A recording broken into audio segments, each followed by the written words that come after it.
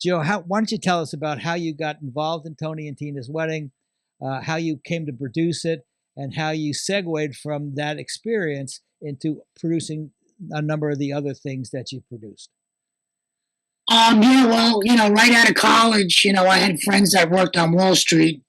So I got a job right away working down on Wall Street. And, a lot of my actor friends that I graduated from Hofstra with, all moved to New York and they were doing acting and stand up and all that stuff. And my good friend Mark Nasser, who ended up creating the role of the groom, um, had started been working on this interactive wedding where the audience goes as the invited, plays the invited guests of this, bridal party.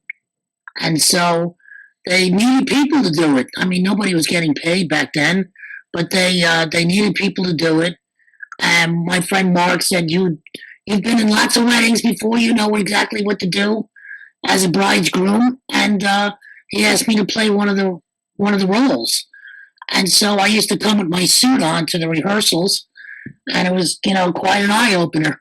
Me being around actors, like that in rehearsal and stuff like that. And it was, when we did the show, I wasn't really into it, the acting kind of a thing. I was kind of just interested in the audience's reaction, and I realized it was a party, and that was pretty much right up my alley as far as my experience, because I had been doing entrepreneurial booze cruises in Fire Island, and then we did them in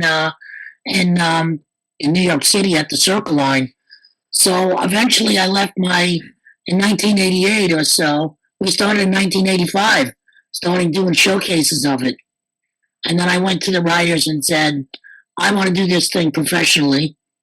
And we were able to do a contract, and I was 28 years old when that happened. And we opened in Greenwich Village, and it just took off from there. It was really, the media loved it.